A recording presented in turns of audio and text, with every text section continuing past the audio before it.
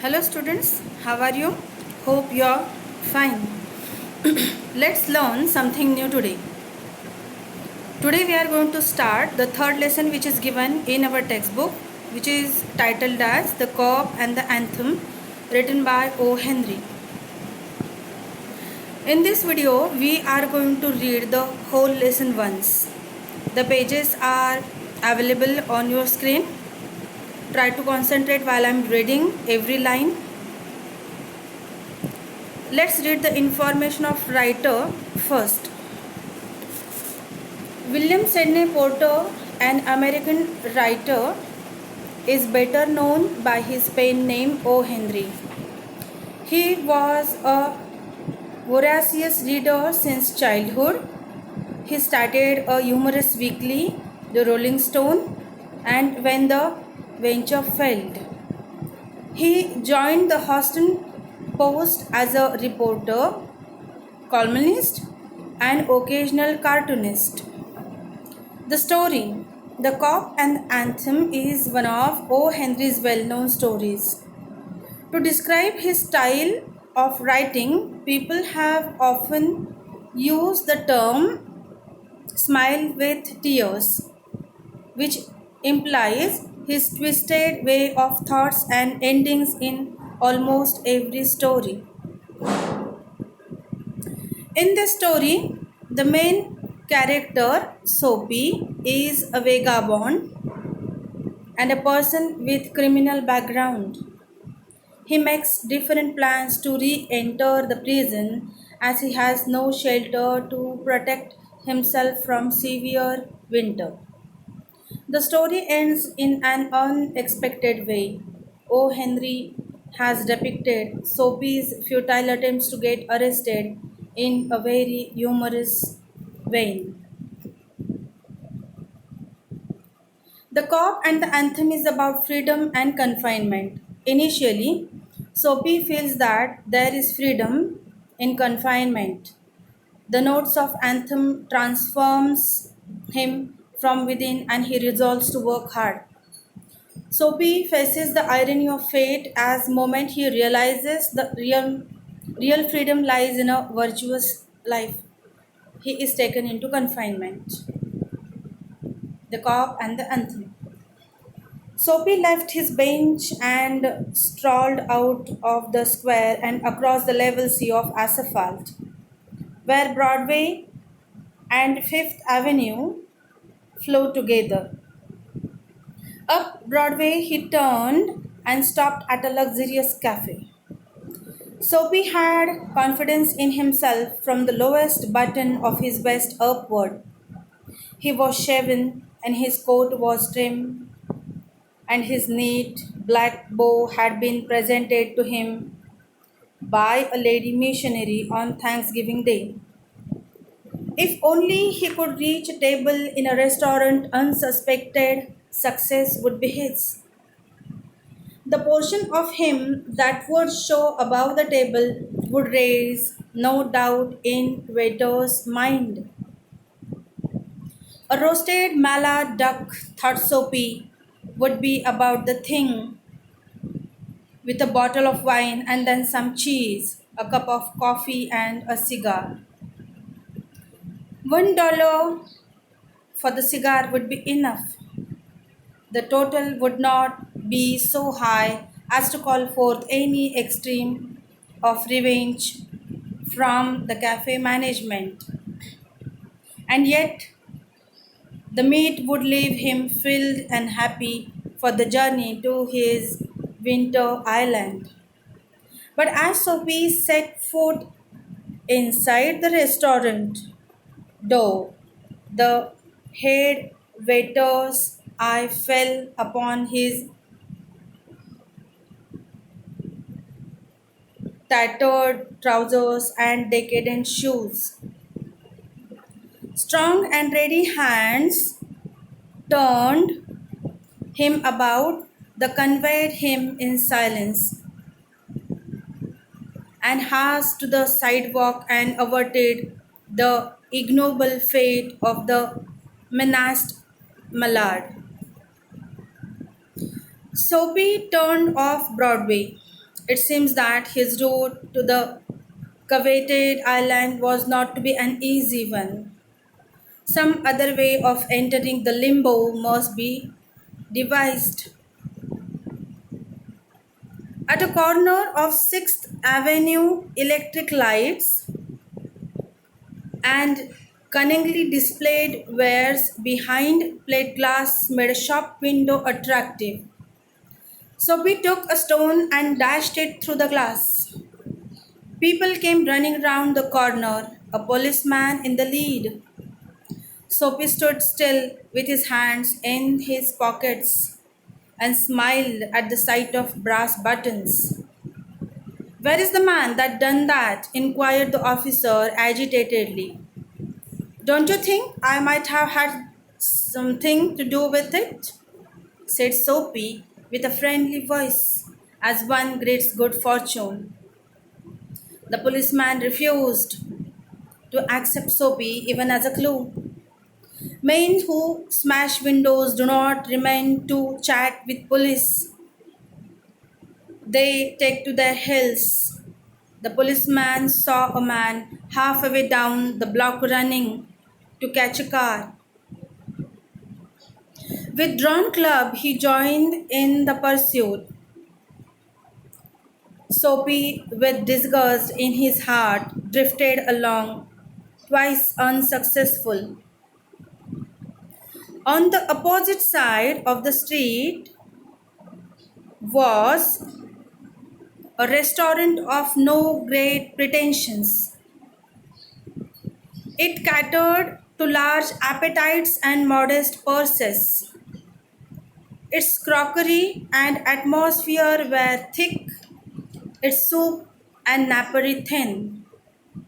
Into this place, Soapy betook himself without challenge. At a table, he sat and consumed beefsteak, flapjacks, donuts, and pie. And then he told the waiter the fact that the minutes, coins, and himself were total strangers. Now get busy and call a cop, said Soapy, and don't keep a gentleman waiting. No cop for you, said the waiter, with a voice like butter cake and eye like the cherry in the Manhattan cocktail. Heck on! Neatly upon his left ear, on the callous pavement, two waiters pitched Soapy.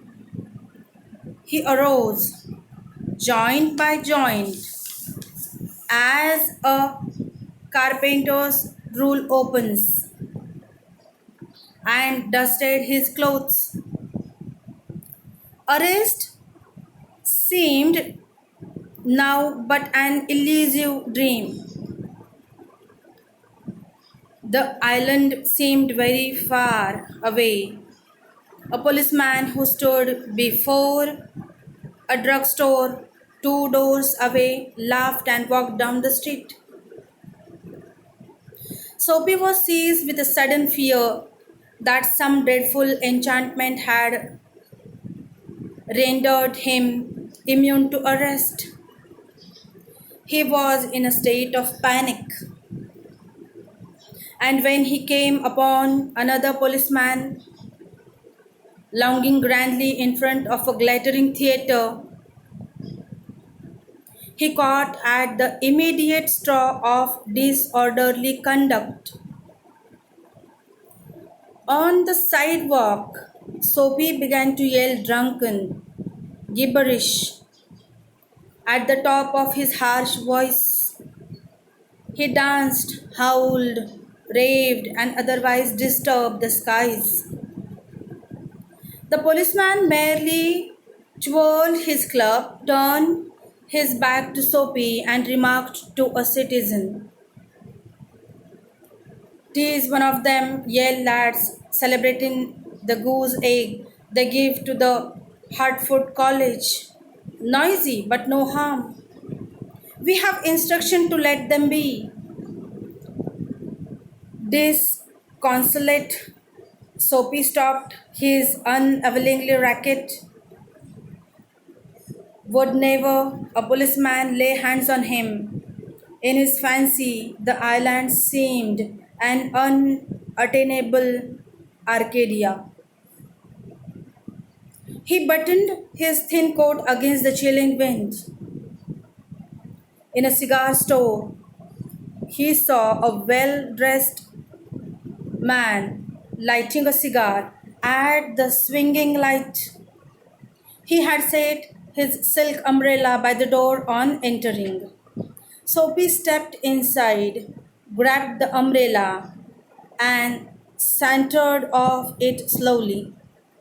The man at the cigar light followed hastily. My umbrella, he said sternly. Oh, is it? Sneered Soapy, adding insult to petty larceny. Well, why don't you call a policeman? I took it, your umbrella. Why don't you call a cop? There stands one on the corner. The umbrella owner slowed his steps. Soapy did likewise, with premonition that luck would again run against him. The policeman eyed at the two curiously. Of course, said the umbrella man. Well, you know how these mistakes occur if it's your umbrella. I hope you will excuse me. I picked it up this morning in a restaurant. If you recognize it as yours, why I hope you will. Of course it's mine, said Soapy savagely. The ex umbrella man retreated. The policeman hurried to arrest a tall blonde in an opera cloak across the street in front of a streetcar that was approaching 2 blocks away. Soapy walked eastward through a street damaged by improvements. He hurled the umbrella angrily into an excavation. He muttered against the men who wear helmets and carry clubs because he wanted to fall into their clutches. They seemed to regard him as a king who could do nothing wrong. At length, Soapy reached one of the avenues to the east where the glitter and turmoil was but faint. He dragged himself towards Madison Square, for the homing instinct survives even when the home is a park bench. But on an unusually quiet corner, Soapy came to a standstill. Here was an old church, quaint and rambling and gabled. Through one violet stained window, a soft light glowed, where no doubt the against loitered over the keys, making sure of his mastery of the coming Sabbath anthem. For there drifted out to Soapy's ears sweet music that caught and held him transfixed against the convolutions of the iron fence. The moon was above, full of radiant. Vehicles and pedestrians were few. Sparrows twittered sleepily in the eaves, or a little while the scene might have been a country churchyard. And the anthem that the organist played cemented Soapy to the iron fence, for he had known it well in the days when his life contained such things as mothers and roses and ambitions and friends and immaculate thoughts and colors. The conjunction of Sophie's receptive state of mind and the influences about the old church brought a sudden and wonderful change in his soul. He viewed with rising horror the pit into which he had tumbled and the degraded days, unworthy desires, dead hopes, wrecked faculties, and base motives that made up his existence. And also, in a moment, his heart responded thrillingly to this strange mood. A strong impulse moved to him, battle with his desperate fact. He would put himself out of mire and would make a man of himself again. He would conquer the evil that had enslaved him. There was time, he was young, yet he would resurrect his old eager ambitions and pursue them without faltering.